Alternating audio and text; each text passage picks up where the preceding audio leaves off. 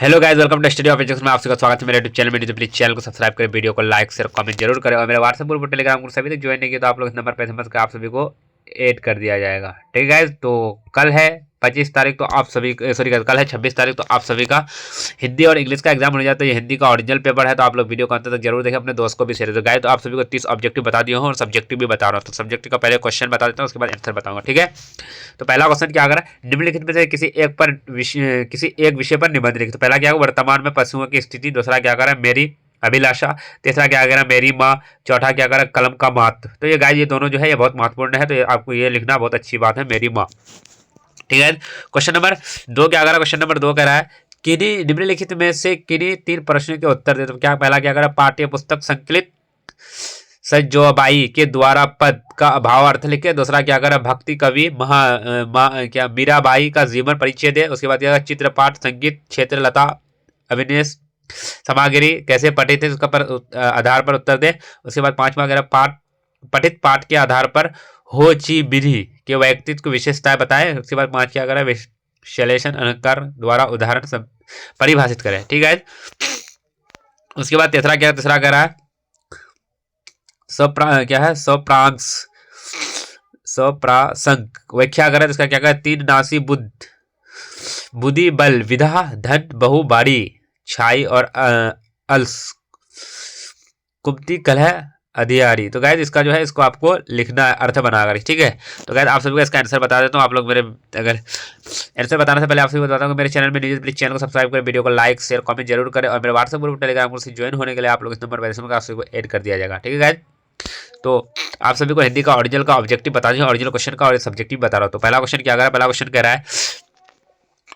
क्या, वर्तमान में पशुओं की स्थिति। क्या है आंसर, पशुधन क्षेत्र ने 2021-22 में कुल जीवीए में क्या है 5.73% का योगदान दिया। 20वीं पशुधन जनगणना के अनुसार देश में लगभग 303.76 मिलियन गौवंश मवेशी भैंस मिथुन और गायक 74.26 मिलियन भेड़ और 148.88 मिलियन बकरियां 9.6 मिलियन शुअर और लगभग 851.81 मिलियन मुर्गियां।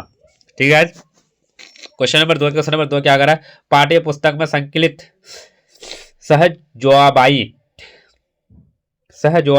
के द्वितीय पद का भाव अर्थ लिखिए। इसका आंसर क्या हो जाए, सहजोबाई के द्वारा दूसरा पद का व्याख्या निम्नलिखित है। अगर कोई उनसे गुरु को बुलाने के लिए कहा गया तो वह उस भाग को ही त्याग देगी, लेकिन अपने गुरु को कभी नहीं भूलेगी। यदि गुरु के सामने है तो उनके रहते हुए भगवान की ओर देखना भी पसंद नहीं करेगी।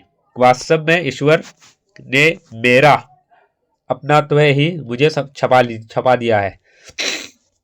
उसके बाद दूसरा क्वेश्चन क्या है, दूसरा क्वेश्चन कह रहा है भक्ति काव्यत्री मीराबाई का जीवन परिचय दे। इसका आंसर क्या हो जाएगा, मीराबाई का जन्म सन 1498 ईस्वी में पाली के कुर्की गांव में दूधा जी के चौथे पुत्र रतन सिंह के घर पर हुआ। यह बचपन से ही कृष्ण भक्त में रचित लेने लगी।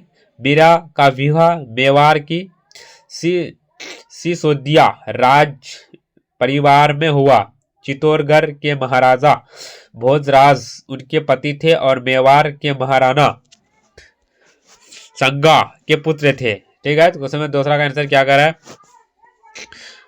दूसरा का चौथा आंसर क्या कर रहा है, पाठित पाठ के आधार पर ही ची बिन्ह के व्यक्तित्व का विशेषताएं।